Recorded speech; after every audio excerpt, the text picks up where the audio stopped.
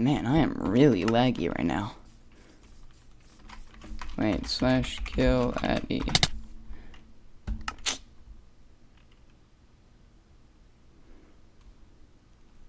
Huh. So this is my custom data pack. You can see some little things on the side over in this area. You don't need to worry about that right now because that relates to these towers.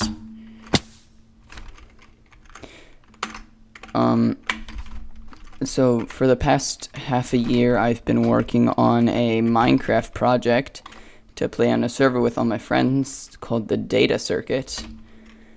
And this is my first release of it onto Modrinth. Hopefully it'll get done within the next 48 hours. But I'm not really sure because there's a huge wait time. But I suppose you should start with the advancements. So the first thing you want to do when you log into a world with this data pack is to do slash advancement grant at s only, and then you have to find all the way down here the full database. This string right here is probably going to be your best option. Press enter, and then you'll see, oh whoa, look, I just got a thing. Yeah, so that is the new advancement tab up here. Now this advancement tab, you'll notice, is quite interestingly long. But I'm going to show you how to get all this stuff. This you have to get by an operator. You do like slash tag at s add and then like a person. And then you'll become the person's actual height, which is, I think, really cool. And then to get rid of it and reset everything, you do slash function, and then you look for not a person anymore, which will reset everything. The second advancements you might be looking at are these four right here. Yeah. So I'm going to show you guys how to get these two right now. You're going to want redstone blocks. You're going to want 6 of them. Bone block, 6 of them. Book, 2 of them. Ink sacks, 2. And gold ingots, 2. Now if we grab a crafting table, everything here is going to be based on the crafting table. We're going to set this down. And we are going to put these blocks. These are the side blocks. You're going to put a book there. I think it's an ink sac there. There we go. Yeah, so just like this, you'll get yourself a contract of submission. No, I already forgot the order, but I'm suspecting it's this. Okay, I got it right. So these are both the contracts, the hollow hold contract and the normal contract, the submission one. Both of these will have completely different purposes when it comes to things you're going to want to be able to do. First thing I would suggest you check out is just click each one of these once. You'll get both of the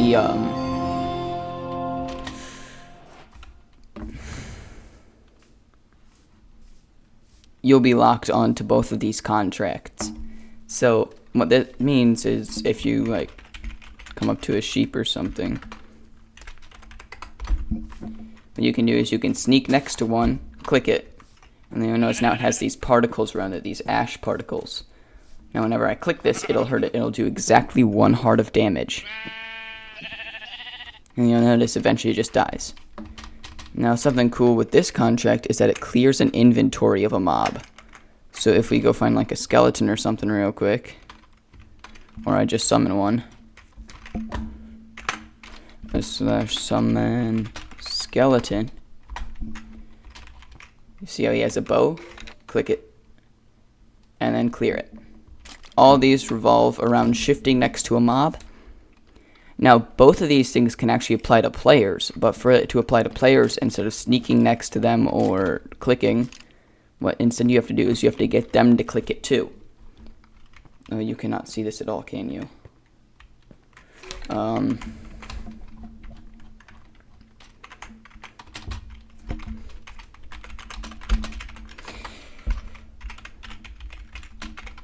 Yeah, I'll show you again up here so you guys can actually see it. This one has a wider range than the other one because I felt like it's kind of unfair to just be able to stay back here next to like a mob and then click it. But yeah, so just doing that, you can harm animals, and you can also clear their inventory or whatever their main holding item is. But again, players have to click these to become this servant of them. The first person to click both of these contracts, no matter how many times you craft them, will always be the owner, unless if you find a way to remove the scoreboard. So I can do like scoreboard, objective, set display, sidebar, has contract 1. You'll see I have has contract 2. And now if we summon like, you know, the skeleton again, it has 1. And what that does is it's like, hey, you're holding this contract. Therefore, you can do all the stuff, but they can't. So it'll say, oh, you snick next to them. That does that. And, oh, now you're clicking, we'll just damage them. Same with this one, but again, this one has a wider range. I believe it's 4 blocks instead of being like 3. Actually, I think this one's 2. Yeah, and this one's like, it's like 4. So those are the contracts. I think they're really interesting and cool. And you can say whatever you want about them. Send this back to Karma. Now, the Karma stuff, actually, I'm going to do one more thing first. / recipe give @s collector enter and collector exit. Now we're gonna grab the materials required. We're gonna need obsidian 6, but we need to craft it twice, so we really need 12. We're gonna need a book. We're gonna need some gold, I believe. We're gonna need the ender dragon egg. And we're also going to need an end crystal. So now if we come back over to our crafting table here, I think this is how you craft them. Yeah. So collector enter, and then collector exit. Now, there is one more thing, which is if you take the dragon egg and some black concrete, specifically 8 black concrete, what you can do is you can surround it like this to get a subspace teleporter. To use the collector stones, which are these 2 here, what you do is you just right click them and it'll give you the 2 advancements. Oh, I know what's going on. So you have to, when you're creating the world, it has to be created with the data packs already on it. Because otherwise, when you are creating the world, what happens is it doesn't end up creating the dimension. So if I wanted to show you the dimension, you can see it in the pictures in the gallery. But for now, what this just does is it does nothing. So this, what it would do normally is if you right click it next to a mob, any mob within 5 blocks of you gets pulled into the subspace. And you'll be given 8 black concrete back. But what this does is this would allow you to enter and exit freely, as long, also giving you all these effects when you enter into it. Which is also kind of why I added, you know, little things you'll see like right down here, so you'll know like as you enter and exit. But without the dimension data pack, it's a bit broken. So. Make sure you have it installed, please. It would be really embarrassing if it just didn't work. So those are that. Maybe there was always 2. You have to craft a dragon egg fragment to get that one. You can give yourself the recipe and then just drop it on top of it. No, I don't want to take a give @s and then dragon fragment because I forgot to spell it correctly.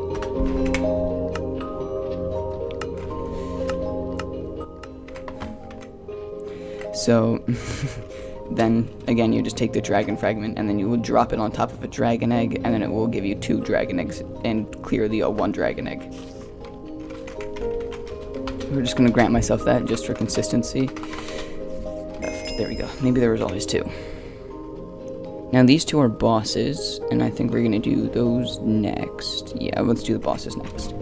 So to craft, or to summon one of the bosses, there's 3 of them. You're gonna need, the easiest one is the gold.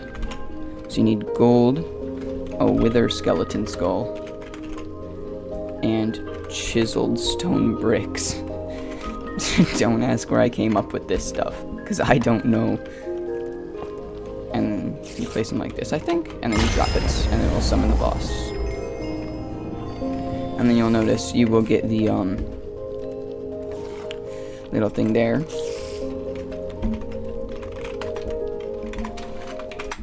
Now, there's 2 other bosses too, but this one has a 50% chance to drop his sword, which is called the air script, which has sharpness 7.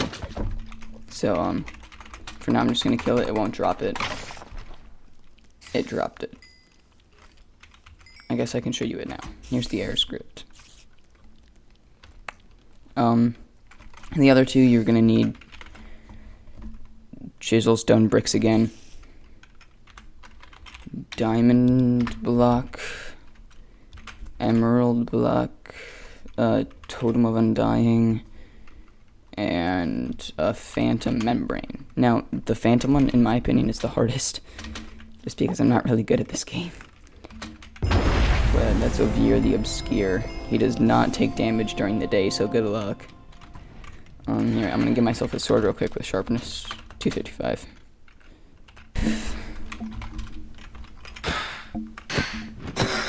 So this time he did not drop his bow, but he drops a bow called the Blissing Flight, which is really cool. And this is the hardest boss, because what it is it's a normal, whatever this guy's man, evoker, I think. And what he does, he has 3 totems, and has a 100% drop rate for a totem called Pure Value, which will give you a 100 plus your max health currently. Again, very hard boss to beat because his cooldown time I reduced, so we can basically spam his summoning abilities. Now we're down to the more fun things. We're gonna do the monolith, and then this, and then we'll do the multi-block crafting stuff. Monolith, what you need is you need a creaking heart, you're gonna need a dragon egg, and a recovery compass. Just like this, you're gonna place them down. Bam. You'll notice my karma on the side is now going up. When that karma hits a certain point, what happens is it will give you a permanent bad effect until you use a karma reprieve, which you can give yourself a karma reprieve by doing such advancement, grant, at S, only, and then scroll all the way down to item, karma reset item, and it will also give you the advancement. But you can craft these. They're just really hard to craft and annoying. And then to destroy a monolith, what you need is you need a Heart of the Sea. Just drop it near it, and then it will give you every single item back. So yeah, pretty nifty stuff. It's really fun, especially if you just put this like next to your friend's base or something. Then it will completely mess with them. You can see all my failed attempts at making this. Oh man. Now we are on to the operator one again. So to get this one, you have to summon something using a command, which is /function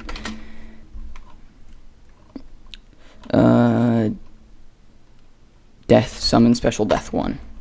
The end is near, the end is here, you'll get that, and then you'll see this in the sky. Just a giant meteor though, so it will also really lag out. You'll see we're like 3 seconds behind.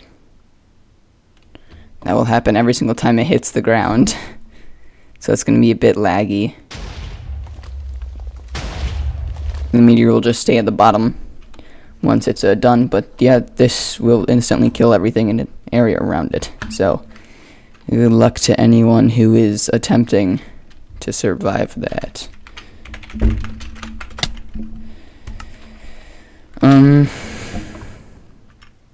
last thing are the multi-block crafting recipes.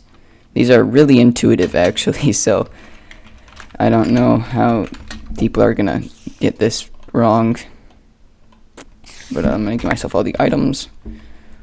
Currently, these two, as of making this video, you cannot craft. And you'll see these do not have the custom textures. I was a bit lazy and I was like, hey, maybe we shouldn't have people trading the items in anyway. Also, these are not currently available.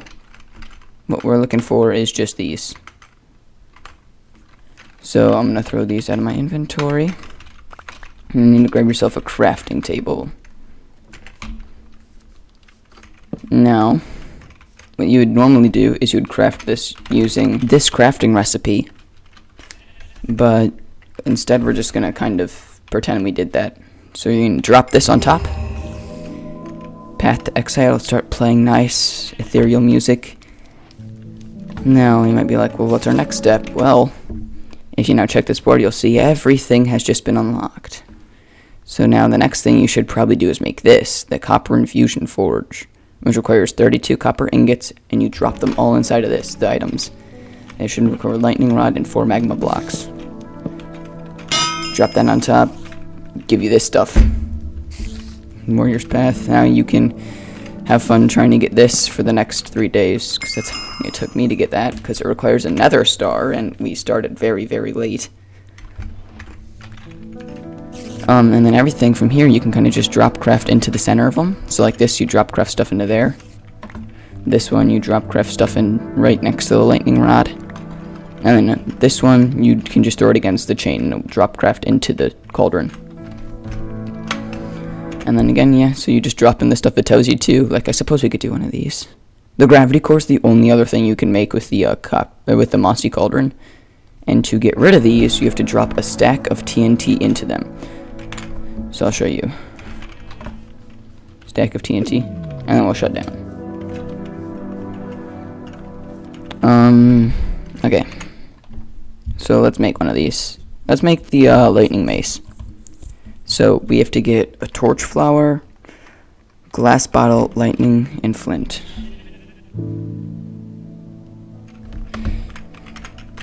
Torch flower, lightning rod, glass bottle, and flint. Now, you can see how this is underneath the way of power, the skulk beam. So we have to craft it inside of the skulk beam. So we come over here, drop everything down, and we'll get a bottle of lightning. You can drink this. I don't know why you would, because it'd be a total waste. Because it does check for the inside material. Now we need binding ingots. Binding ingots are really easy to make. You just have to craft a bunch of them. So here's how you make them. Inside of a crafting table, you're going to need paper. And that's definitely how you spell paper, by the way. Oh my God. And then you'll need iron. Now, inside of this, what you do is you put paper all around. And then put iron ingots in the middle to make yourself your binding ingots. And you have to make sure it's the exact amount when you drop craft. So here we need the mace and 7 of them. So now let's say we have all of these. We come over to our copper infusion forge, drop all 3 in, and then we get ourselves the lightning mace. And this one does actually hurt you, that's like its whole downside. But it does summon lightning, which is cool. Now, there is one other thing you might have seen inside the gallery, which is called the boombox. I'll show you how to make that. So you're going to need iron. I think you need 7. Then you need TNT and a barrel.